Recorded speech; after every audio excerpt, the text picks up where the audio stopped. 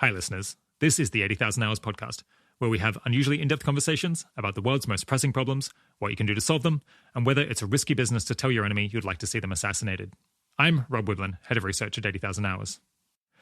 Russia's invasion of Ukraine has been incredibly alarming for me, and I worry that it may foretell a new era of heightened tensions between the various great powers, or a new era of bullying of smaller nations by their larger neighbors. I've also been very concerned that the current situation could escalate and draw in more countries than the ones that are currently involved, ultimately potentially leading to widespread use of nuclear weapons. While that seems like an unlikely outcome, it would be one of the worst catastrophes to befall humanity in its entire history, so it bears keeping that possibility in mind. To understand the situation better, I was very keen to speak to someone who had extensive experience tracking Russia, Ukraine, the tensions between them, and ideally nuclear security issues as well.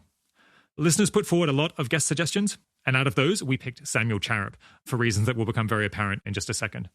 In a brisk hour together, we tackle why this war happened, why it happened now, whether Ukraine can win, what NATO is doing right and wrong, no-fly zones, ways the war might escalate out of control, how likely that is to happen, whether there's any good path out of the war, and if so, how it might be achieved. Samuel really helped me understand the challenges that we face better than I had before, even having researched the questions that I put to him for many dozens of hours since the war began. For future reference, this conversation was recorded on Thursday, the 10th of March, 2022. Okay, without further ado, I bring you Samuel Charap. Today, I'm speaking with Samuel Charap. Sam is a senior political scientist at the RAND Corporation.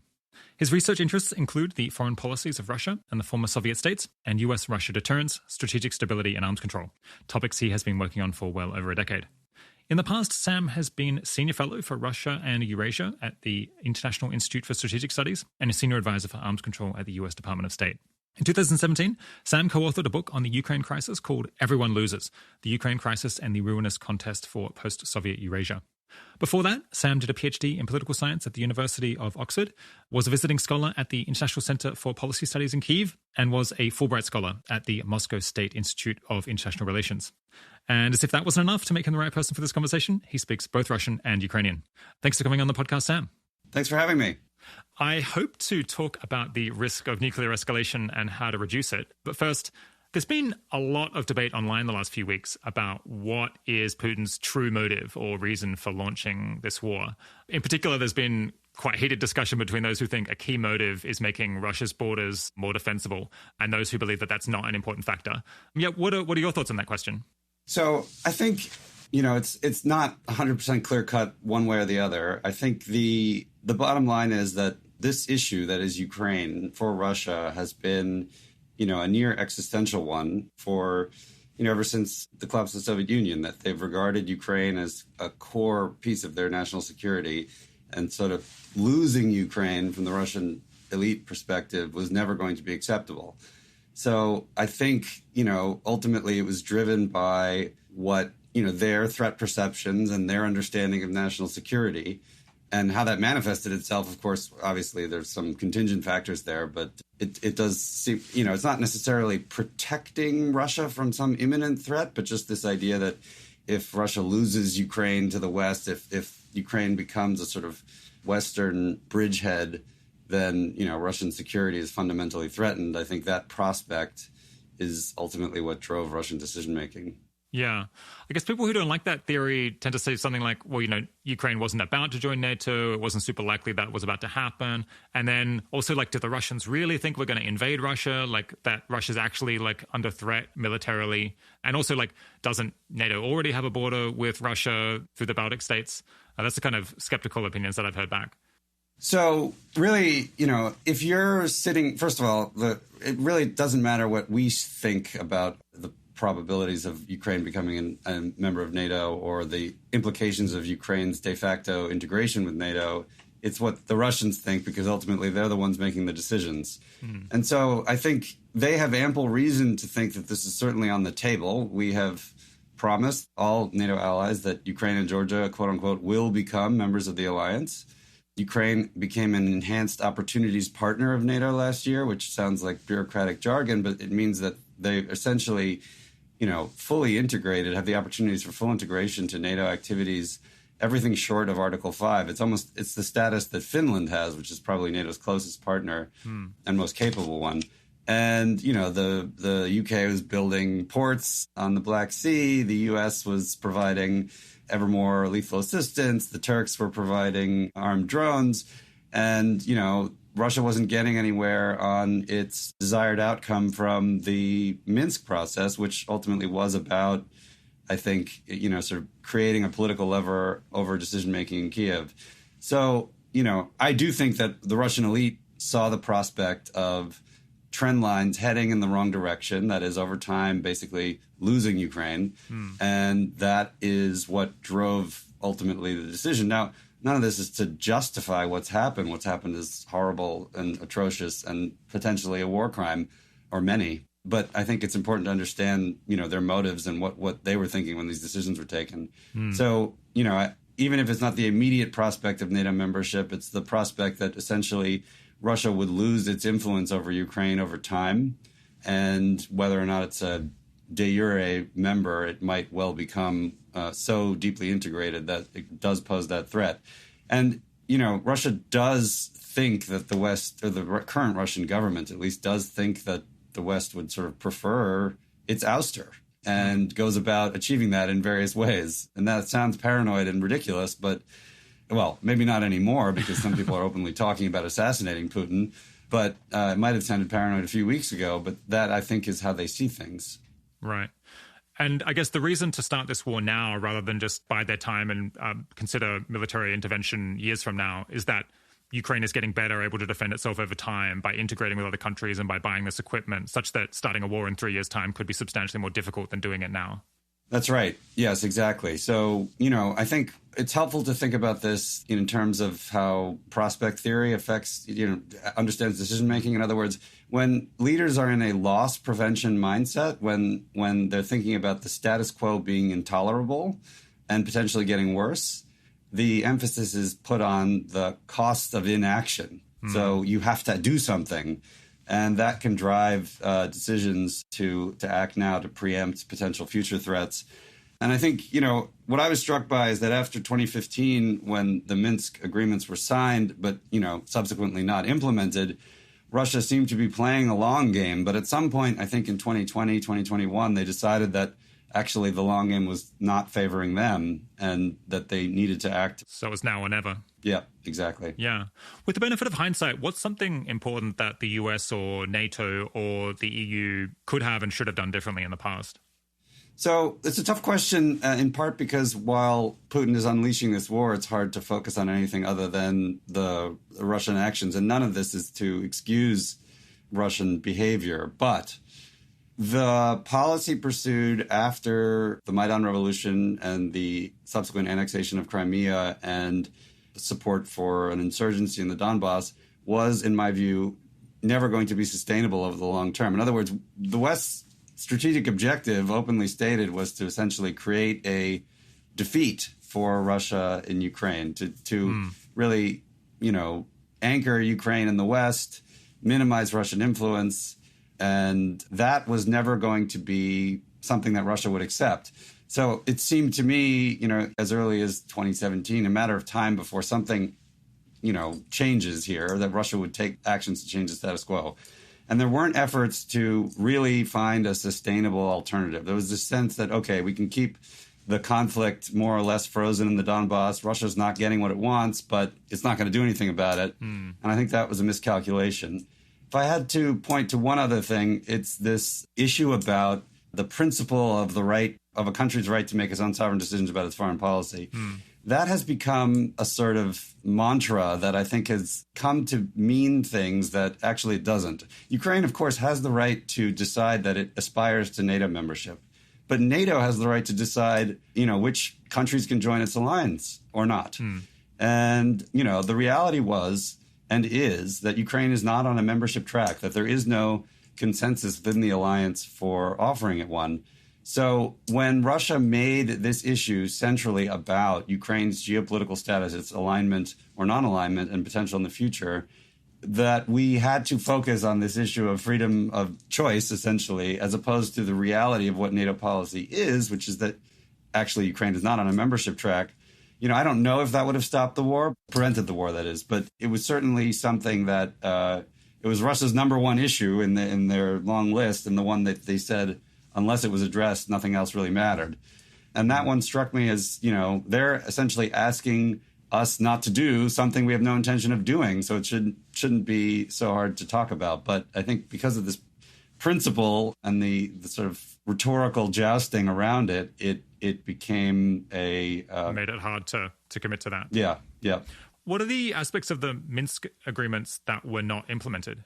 So from Russia, this was an agreement that was essentially imposed on Ukraine after a battlefield defeat in February 2015.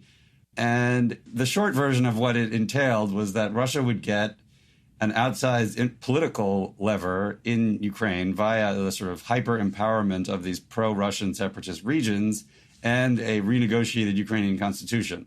The details were left out, but clearly, based on subsequent proposals that became public about what Russia had in mind about the constitutional changes, this was the means by which Russia would essentially achieve a neutral Ukraine, a non-aligned Ukraine. And that political process never went anywhere. There were some, the ceasefire, the number of deaths along the line of contact dramatically decreased after the signing of Minsk II, but the political process never moved anywhere.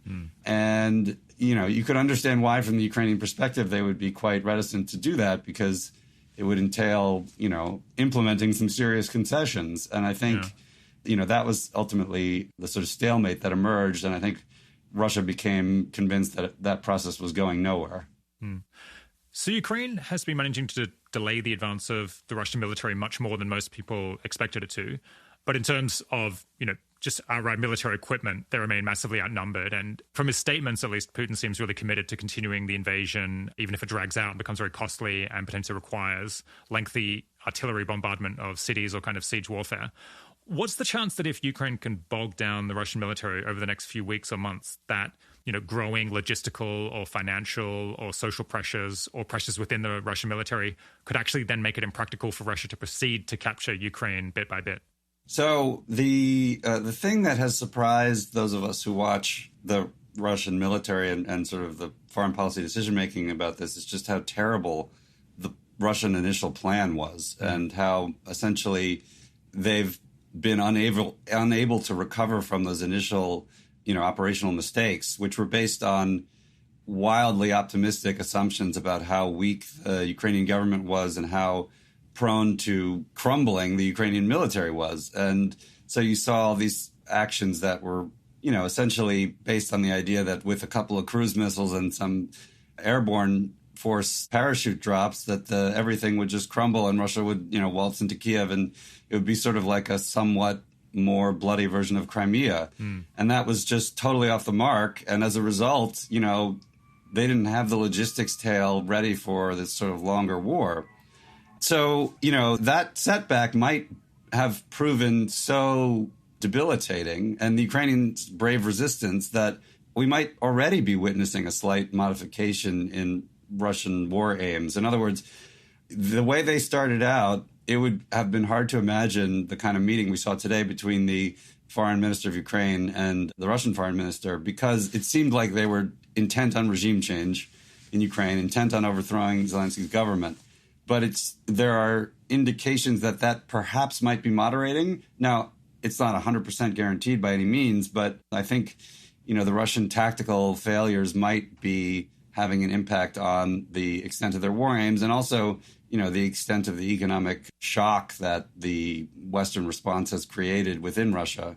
So, I'm slightly more optimistic is not the right word, but I'm slightly more open to the prospect that Putin might not be 100% intent on pursuing regime change, no matter what the costs. But yes, I think part of this depends on what happens on the battlefield, and part of it depends on what, international negotiation is able to achieve. Yeah. So it sounds like it's not that it would become, in principle, impossible for them to continue to conquer Ukraine, but if the costs and the length of time become sufficiently large, they might decide to settle for something less through a ceasefire, basically. Yes, I think that's right. Hopefully not just on a temporary basis. The costs are rapidly accruing, and it's going to be difficult to pursue this as a long-term proposition. but not impossible. And that's important to keep in mind, that the likelihood of a Russian military defeat is quite low. Yeah, as you mentioned earlier, a lot of people are now kind of hoping that Putin will be removed from office in a coup or some other event, I guess possibly an assassination.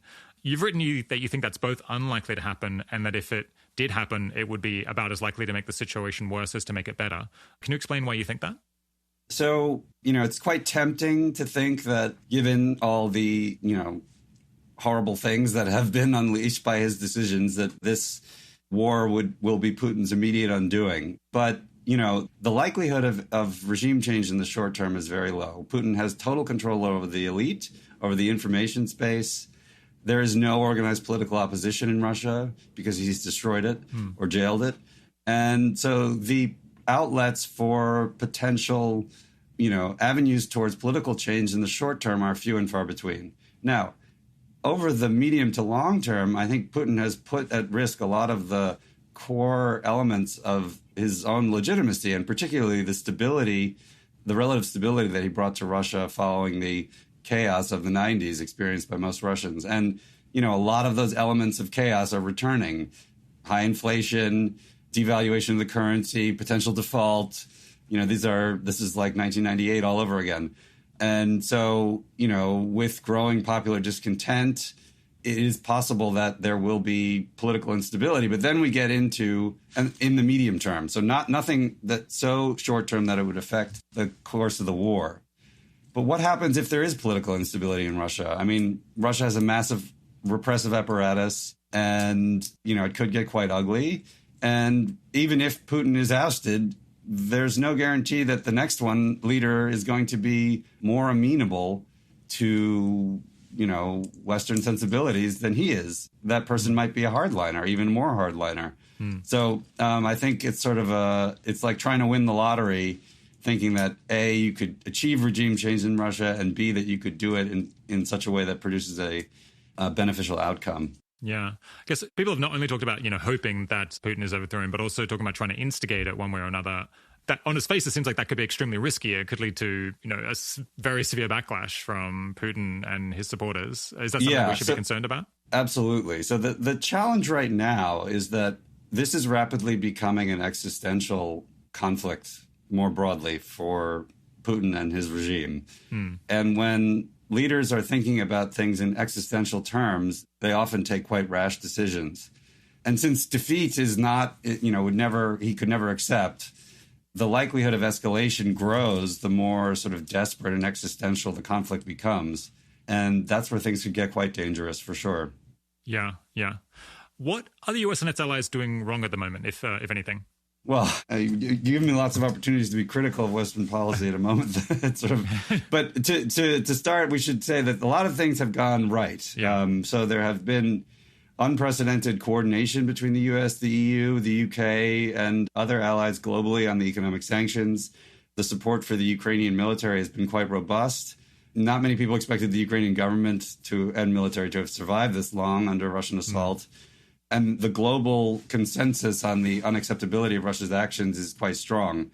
So there are a lot of things that have been done right. I think where I'd like to see a little bit more effort is on, looking for off-ramps. I mean, if you look at, so this is not a universal criticism. I think Macron has tried to engage with Putin, as has Scholz at least once. And Naftali Bennett, the Israeli prime minister, has actually visited Moscow to try to serve as an intermediary.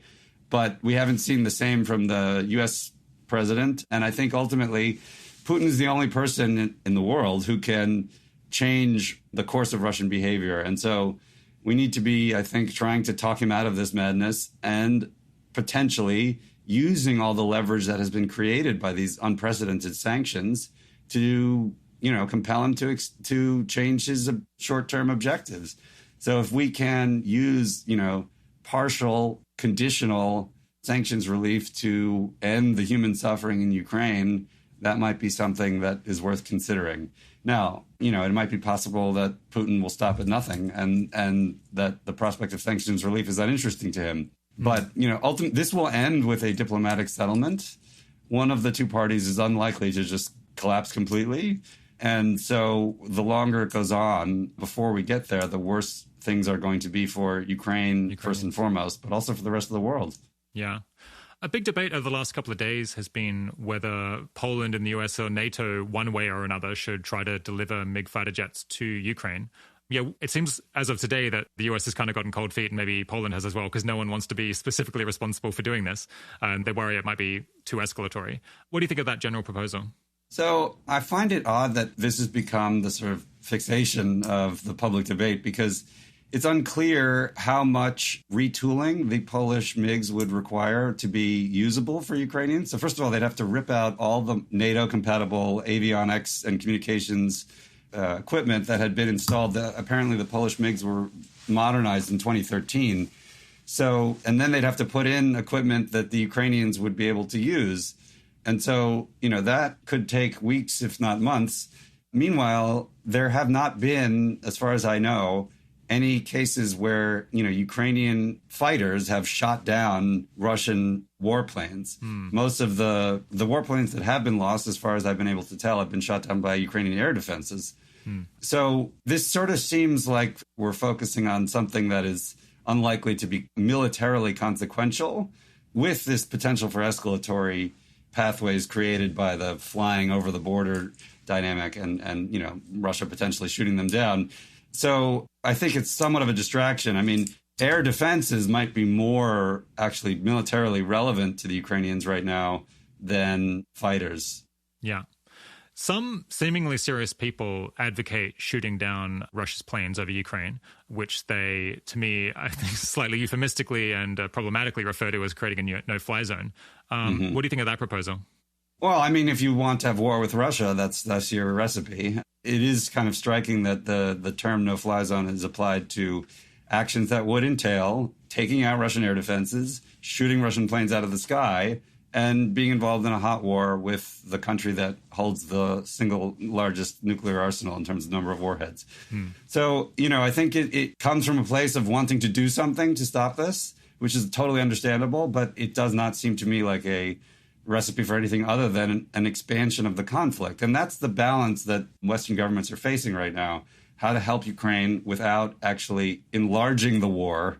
And a no-fly zone clearly would do that. So yeah. I just think that, in part, this also has to do with the insistence of Zelensky and his government that this is the way forward. But it just does not seem likely to me, or nor would it be a good idea if it were pursued. Yeah. Yeah, because of the risk that shooting down Russian jets over Ukraine would rapidly escalate to a massive nuclear war or even a massive conventional war, it strikes me as one of the worst ideas I've ever heard in my life, like one of the most dangerous policy proposals I've ever heard seriously put forward.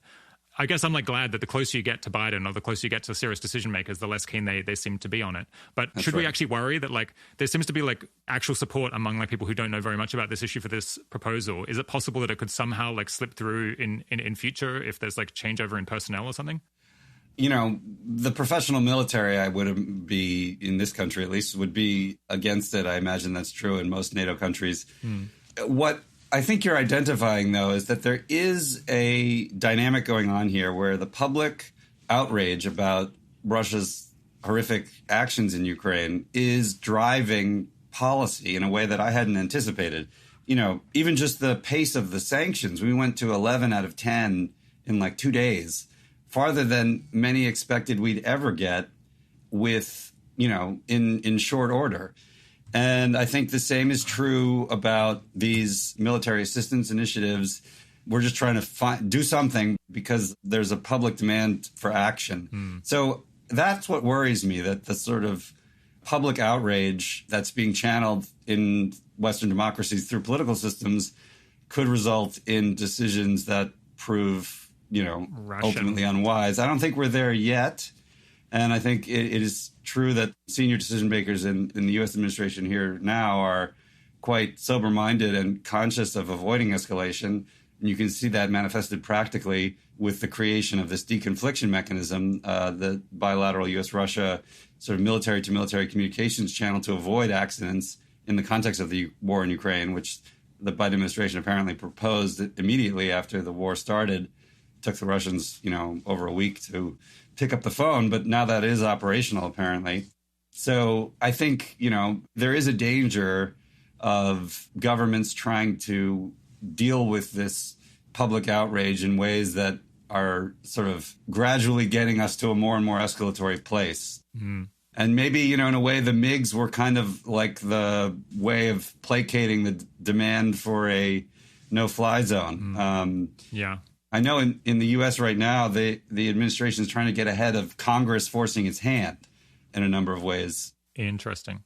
So it's interesting. So you're saying that Congress is potentially, I guess, maybe members of Congress know less about foreign policy potentially, and so they don't appreciate the trade-offs quite as seriously as the military folks or the people at Department of State would, and so they could potentially try to push the administration to do more than they think is wise. That is often the dynamic, not necessarily because they know less, but because their equities are different, so to speak. They're not, the ones running U.S. foreign policy. They're trying to push the executive branch in various ways, and so the consequences are not theirs to deal with. That is often the dynamic here, that we have some more hawkish views or a desire to do more coming from Congress and a more reticent executive branch in different parties and different administrations. Congress always seems to be a bit more hawkish. How worried are you about the possibility that this conflict could result in a major nuclear exchange between Russia and NATO? So I think the risks of that are obviously more elevated than they were a month ago.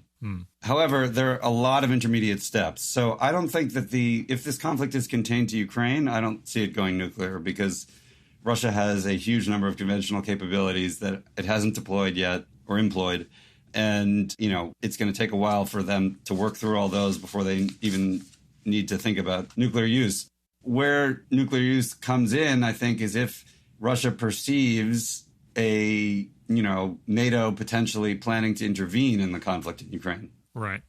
And, I think a point to make here is that the very fact that Russia has lost so much of its combat-ready forces in Ukraine and has expended so many conventional missiles makes escalation to the nuclear level, if there is to be a conflict with NATO, actually much more, it would happen earlier because they have fewer other options.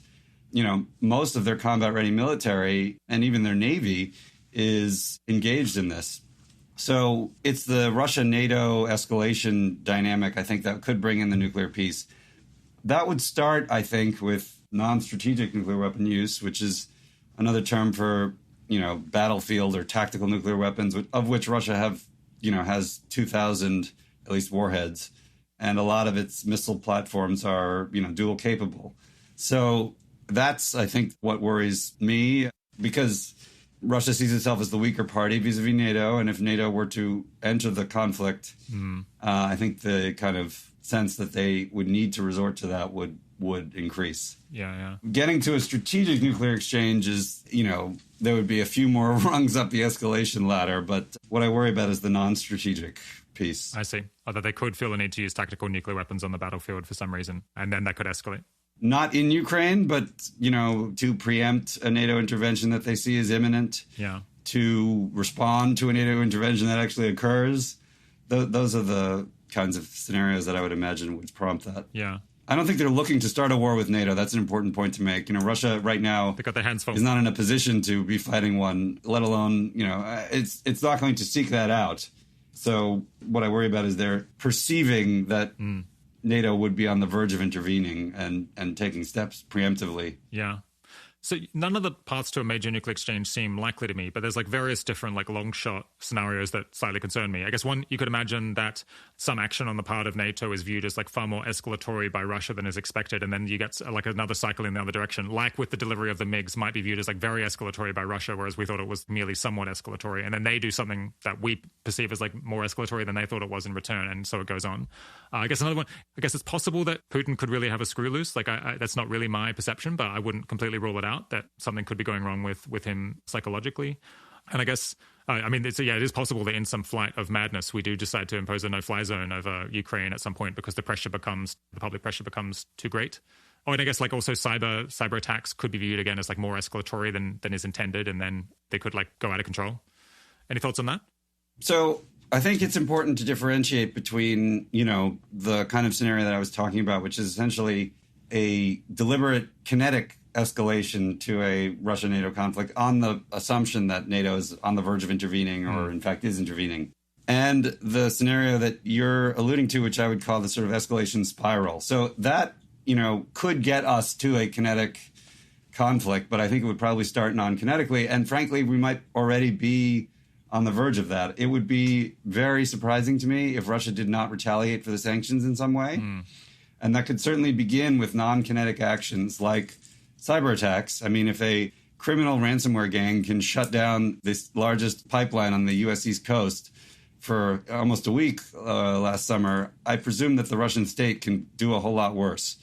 And, cyber is the means by which Russia can affect Western homelands in the same way that our sanctions have dramatically affected their homeland. Yeah. And then you could see things spiraling out of control from there because you can't really, we've seen that cyber attacks are hard to contain, and there might be retaliation against Russia, and then Russia might retaliate again. And then you could see how this could escalate out of control, given that everyone is on alert and looking to see if the other is going to take the first move.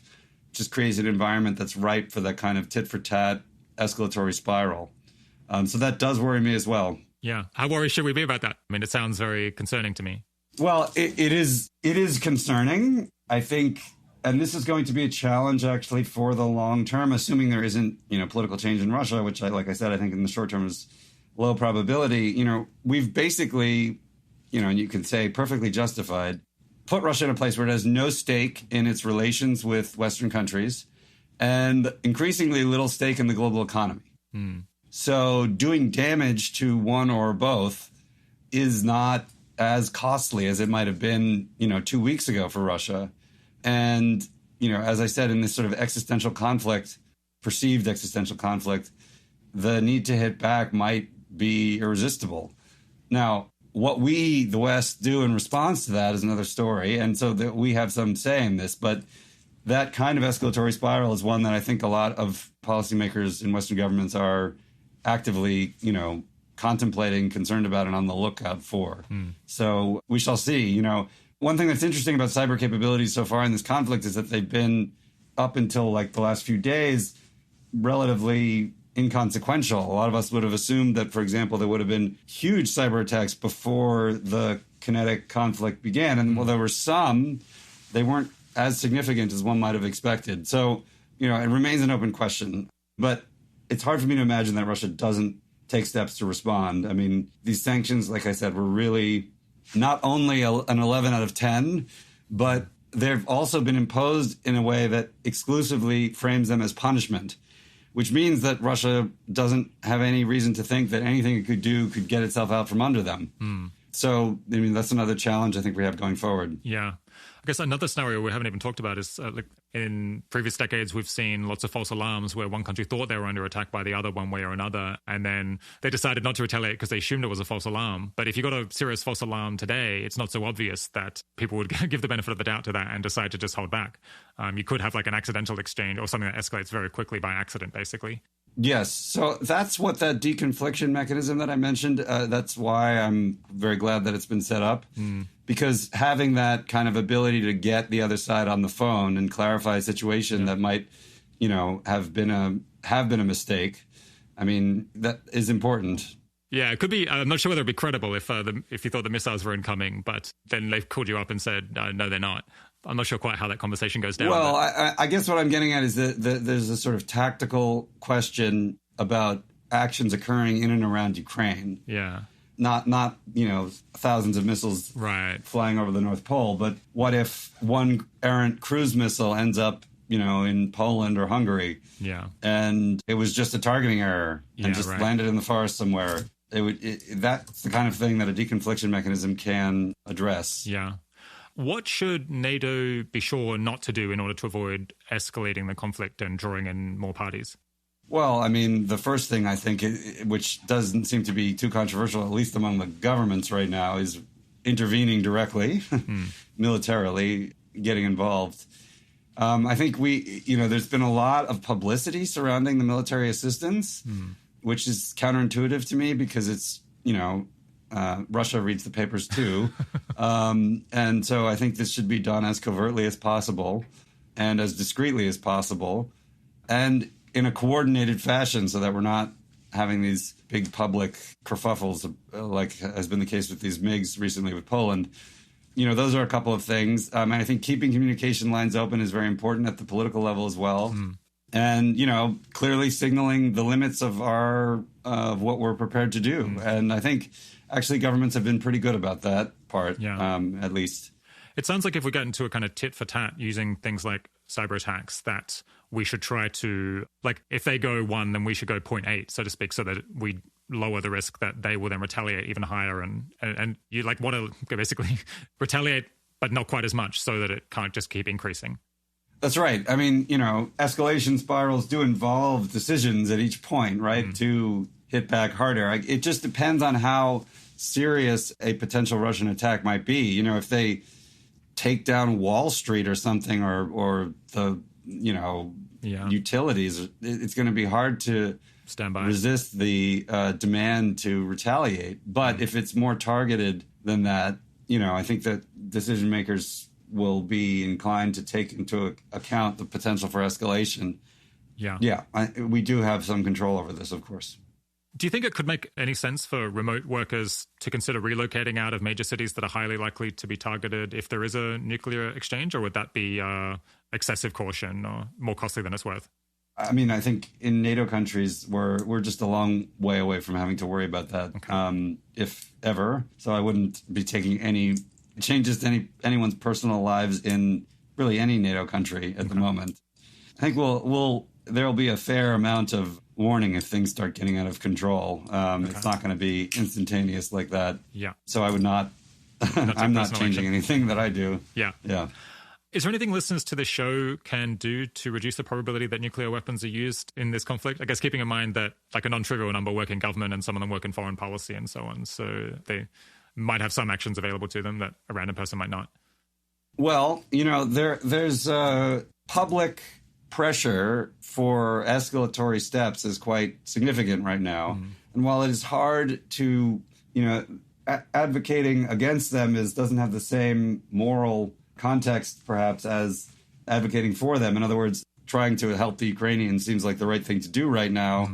But nonetheless, there are efforts, to call for moderation, and, those are the kinds of things that people can support. So, yeah, I guess maybe joining public calls for moderation might be one thing to consider. Yeah, but I guess it sounds like the most important people are in the White House. It's a little bit hard for the general public to participate in this. Well, yes, but like we just discussed, the White House is responsive to pressure from Congress, and Congress is responsive to pressure from its constituents. So it does matter that like the general public as a whole has a broad understanding of the risks that they're taking if things are escalated. Absolutely. Yeah. And I have a feeling that's probably true in other Western governments as well, that parliaments do matter, at least in terms of the kind of pressure they can bring to bear. Yeah. So Russia, as of recently, is claiming falsely that that during the war they've found a joint Ukrainian and US biological weapons facility, or like some research going on of that kind. Should we worry about Russia using biological or chemical weapons, perhaps in an attack that they then blame on the Ukrainians? Because as I understand it, they've done things along those lines during the Syrian civil war. This is very, very concerning and is, really a red flag.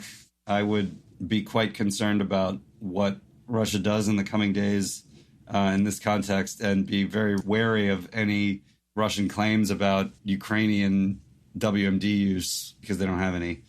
This whole U.S. labs conspiracy theory thing is something that the Russian state has spent a lot of time building up within Russia in recent years. It was even more disconcerting that China has publicly sort of supported it. Yeah. So, I think this is a cause for a lot of concern. I mean, this is the kind of thing that is not implausible because of the way the failure of the initial Russian military operation, basically incentivizes these kinds of escalatory steps to end it faster, because they're because of how badly they screwed up the initial. Yeah. Not just embarrassed, but the military setback created by that initial failure, I think, is proven hard to recover from. If you were an ordinary Ukrainian living in Ukraine, what outcome, or what realistic outcome would you hope for from the war? Well, what I would hope for in the short term would be a ceasefire, and, an end to the active fighting. I think that really needs to be a top consideration at the moment. I think that of course, I'd want my elected government in control of my country, and I would want Russian troops out. But if it takes, from my perspective, some sort of alternative, non-alignment arrangement to get that would seem at this point like a deal worth taking. I don't know if it's out there because Russia seems to have more far-reaching objectives than just that. But, average Ukrainians are suffering a lot right now, and their country is being destroyed. So I think I would imagine if I were one of them and my friends there, they want this fighting ended, and they want not to have a Russian-imposed regime. Yeah. So let's talk about that for a bit now, because I feel a little bit like the fighters on the ground are being let down by the lack of strategic realism, or the lack of consideration of actually just being completely pragmatic and saying, what deal can we strike to end this war and produce a peace that Ukraine can live with, even if it's not what they want exactly. So it seems like the ideal outcome would be some kind of stable settlement that would be good enough from Russia's point of view that they're not going to invade Ukraine again in future. Because after all, Russia's still going to be around, still going to have a massive military, still going to be on the border of Ukraine for the foreseeable future. And so the question is, is there any room for a negotiated settlement between Russia and Ukraine that both parties would find acceptable? At this point, is that imaginable? So I agree that there's a war optimism that is setting in among some in Ukraine. And of course, there's an effort to boost morale here, too. But it's caught on in the West as well. And I think that is problematic because the longer this war goes on, the more Ukrainians will suffer. And frankly, I don't think the odds of their victory becoming more likely is increase over time. I think it's the opposite. But I fear that some believe that time is on the Ukrainian side, and that the consequences of that assumption are a protracted, bloody, brutal war. So what could a settlement look like? Well, I think we're seeing some glimpses of that.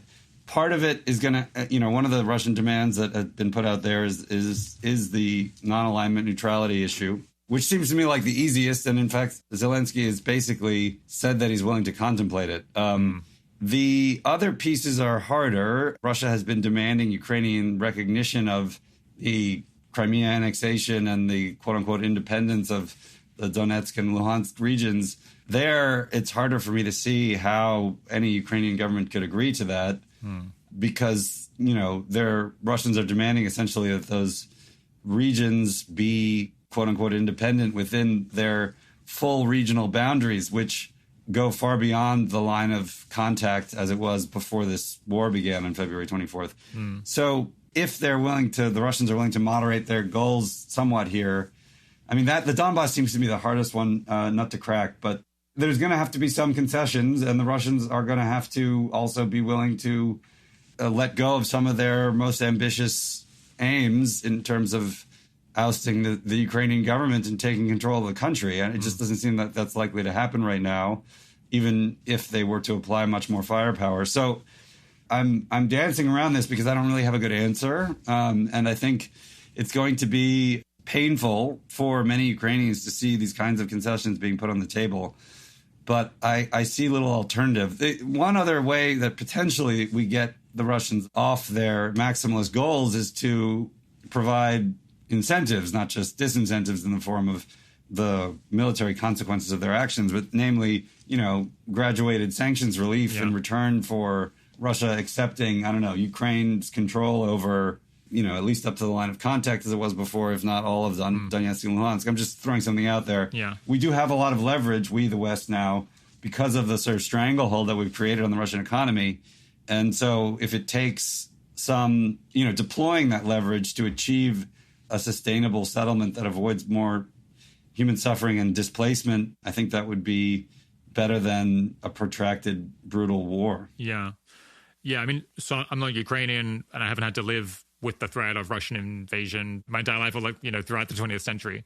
But my guess is that if I was Ukrainian, I would be willing to settle for some agreement to basically not make an association agreement with NATO or with the EU, and also not join up with some Russian organization in order to reduce the risk that my country is reduced to rubble and like non-functional for the foreseeable future. That seems to me like a trade probably worth making. And I guess both the Ukrainians and people in the West didn't want to make this deal before, I think in part because they thought that Russia was bluffing. But now knowing like what an incredible price Russia is willing to pay in order to extract that kind of concession, it seems like it's just not worth the cost to avoid it, or at least not in the short run. Yeah, I think the Zelensky government would take that deal, but I'm not sure that the Russians are going to settle for that now. I see. They have more, they've put more on the table, and having taken this really unfortunate step of recognizing the independence of these separatist republics, it's hard to walk back. It's exactly. And so that is a nut that seems quite hard to crack. I think if it were just on the neutrality issue now, if Ukraine were to have non-aligned status and everything would go back to the way it was in terms of Russian withdrawal and Ukrainian territorial control, that, might be somewhat plausible. But it's the demands beyond that I think are the sticking point. Probably the big sticking points, yeah. It seems like Ukraine, multiple parties here might have messed up in the past. If there was an agreement that could have avoided this war, that ultimately is probably might even be preferable from like multiple people's points of view than what is even achievable now. That maybe those demands should have been taken more seriously, and if we'd realized that Russia was actually fully committed to an invasion of this kind, we might have taken them more seriously. Well, before the war, I thought that this was going, that based on the way the Russian military was preparing and the rhetoric of the Russian leadership, this seemed quite likely to me. It seemed likely to me since the end of November. And, I wrote back then that, if implementing Minsk is all it takes to avoid this outcome, we should do it. And push the Ukrainians to do it. Now, I should stipulate that it might be the case that Putin decided to do this, and there was nothing that anyone could do once he made that decision to talk him out of it. That might be the case, but I don't think we really fully tested that proposition. And, the things that seemed unacceptable as prices to pay, so to speak, to avoid this outcome, now, from my perspective, are a pittance compared to the costs of this conflict. And not just for Russia and Ukraine, but really for the world. I mean, this is going to create not only economic, but, global waves that will be felt for, I can't imagine. Decades, yeah. Yes. I don't even know what the international system looks like if, a player of Russia's significance is essentially North Korea-izing itself, And it's a nightmare. I don't know how the UN functions. There are a lot of things that are unclear about how the world works, as in the international system, at least, after this. So the costs were going to be tremendous. Now, the counter argument to that I got was that, that's essentially giving into extortion. Yeah. That Putin was basically pointing a gun at Ukraine's head and saying, pay up or I'll shoot. And, it is true. We were being extorted. But, sometimes you have to pay to avoid the hostage taker killing the hostage. Yeah. So, and even today, I think there are worries that any lessening of the pressure that's being put on Russia would again be rewarding aggression. So I think we're in this trap a little bit about that because, of Russia's creation, of course, because they've decided to take such extreme measures to pursue their interests. But, it doesn't make the consequences any less significant, the fact that they are taking these extreme measures. Yeah, it seems easy to get stuck at a gridlock where one side perceives any concession as rewarding aggression and extortion, and the other side views not accepting something as basically showing weakness and capitulating and showing that they're a weak country that doesn't stick up for their core interests. And then just neither side is willing to give up because of these broader signaling and reputational concerns. And so you you end up in a war. Exactly. That's sort of a recipe for escalation. I would also say the Russian perception is that not only would giving in be capitulation, but that they tried everything else from their perspective. We can disagree with that, but that they spent 7 years trying to implement an agreement that they thought would be, enough for them to militarily withdraw from Ukraine and couldn't get anywhere. And so, they felt the need to act. That does not justify what they did by any means, but I think that that was their perception. And, unfortunately, the sort of political and strategic demands on both sides you can't really see the Venn diagram at the moment. Yeah. Something that really has troubled me over the last few weeks is I feel like a few weeks ago, people were able to talk calmly and rationally about like what they thought Russia wanted and like what might appease them. And it seems like that conversation has become much more difficult, that people are unwilling to have that conversation because they're worried about effectively being accused of being Putin sympathizers or Russia sympathizers for like laying out what like rationalist goals they might have for the war. Is that something that you notice or are worried by?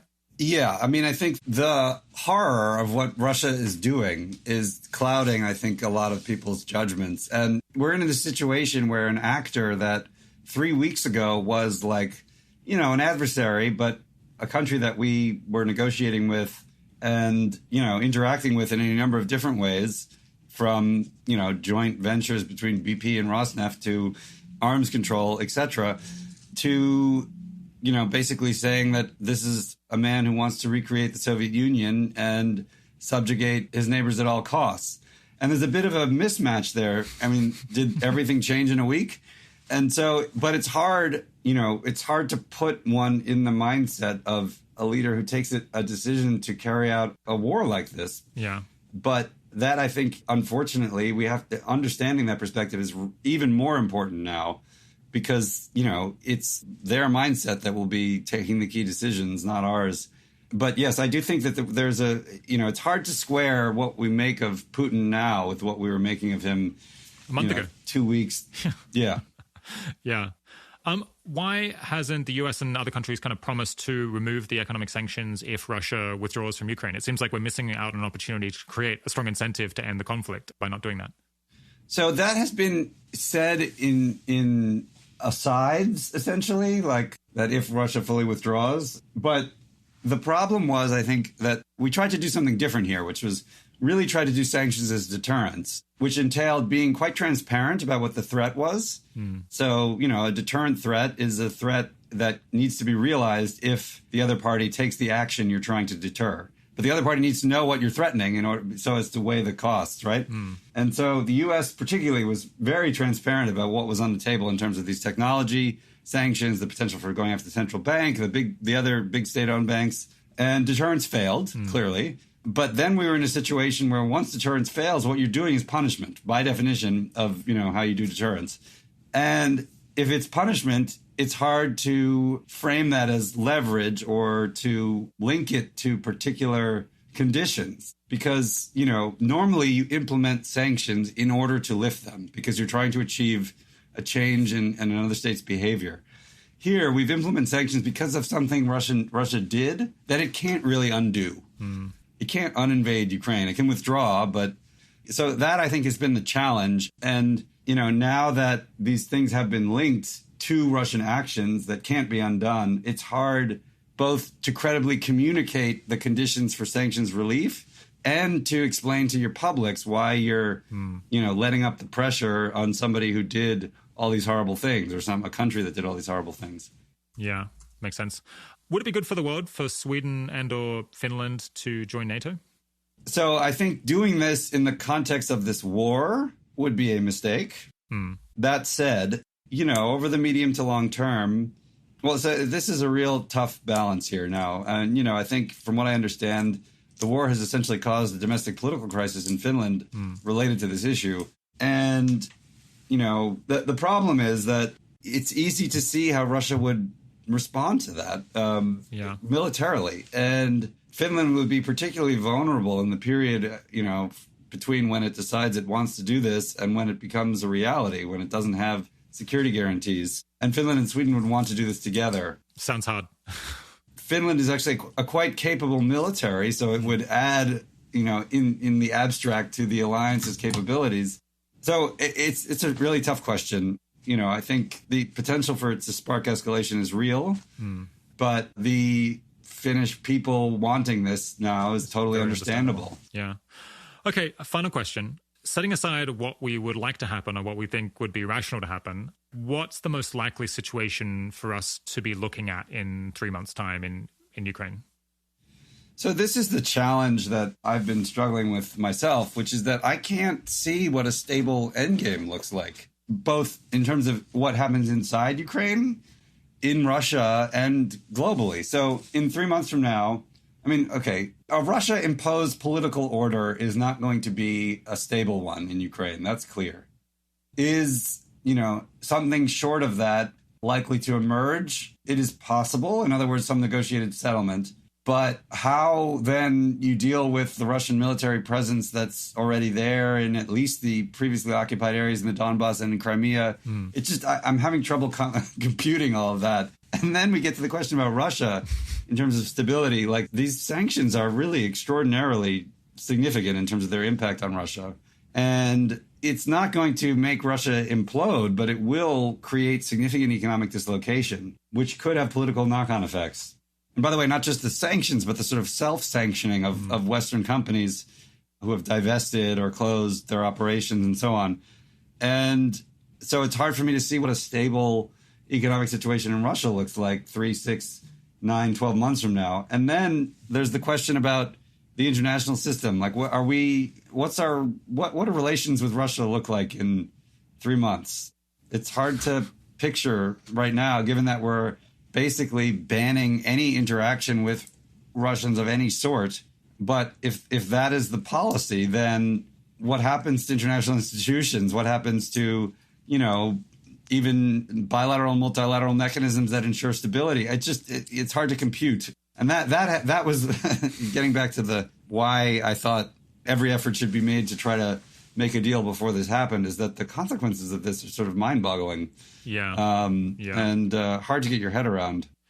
Yeah, I mean, my prejudice, which I guess is easy for me to hold because I'm not Ukrainian and I don't have to live with it, is that this war is just so destructive and wars are so destructive in general that people should be willing to make more concessions to avoid them than they are tempted to do. And I guess there's a lot of resistance to that because of these like reputational issues and issues of honor and not wanting to seem like you're weak and vulnerable. But yeah, and also not wanting to set precedents that could be used by other potential aggressors in other parts of the world. Yeah, it's a difficult one. All right, I know you've got a million demands in your time at the moment. You're a very in-demand person, so we'll let you go. You've been very generous to talk with us for this long. This has been super informative, and more broadly, I'm just like super grateful for your online presence and your presence on Twitter and the articles you're producing. I think you're a voice of sanity on this on this topic, and I've learned a lot from reading your content. And I'm so glad that there's people like you who've been working on this topic for a very long time, and not just people like me who arrived at it 2 or 3 weeks ago.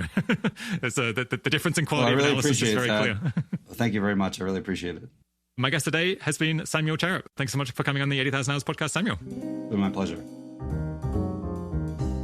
At least to me, that was a fairly depressing, or I guess at best a sobering conversation.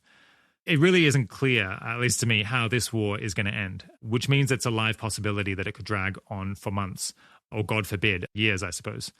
In the meantime, so long as it continues, as Sam and I kind of listed earlier, there are a lot of ways that it could escalate to involve more countries or involve weapons of mass destruction. And even if it doesn't do that, is evidently catastrophic for the lives of Ukrainians. In my opinion, we need to keep up the pressure on Western governments, that is the governments of listeners to this show mostly, not to take grave risks and instead stay the course on the largely measured approach that has been taken so far. It's also essential to understand what is going on in Putin's head as much as possible, as he's the only person who can currently bring a sane end to this incredibly volatile situation. It seems to me like Sam's experience in this area gives him a much better ability to guess at what is going on in Putin's head than folks like me who lack Russia-specific domain knowledge. So I think that we should listen to Sam and people who like him very carefully. In the blog post associated with this episode, you can find a couple of dozen links to some of the most informative articles and podcasts and other resources that I got the chance to look at when I was preparing for this episode, and more broadly, just trying to make sense of what's been going on in Ukraine over the last 2 weeks. Obviously, I don't agree with all of the things in all of the articles because plenty of them disagree with one another.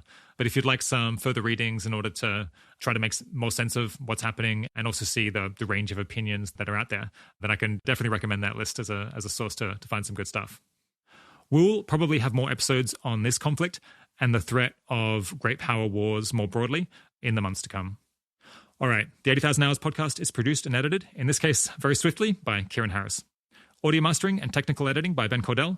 Full transcripts and an extensive collection of links to learn more are available on our site and put together by Katie Moore. Thanks for joining. Talk to you again soon.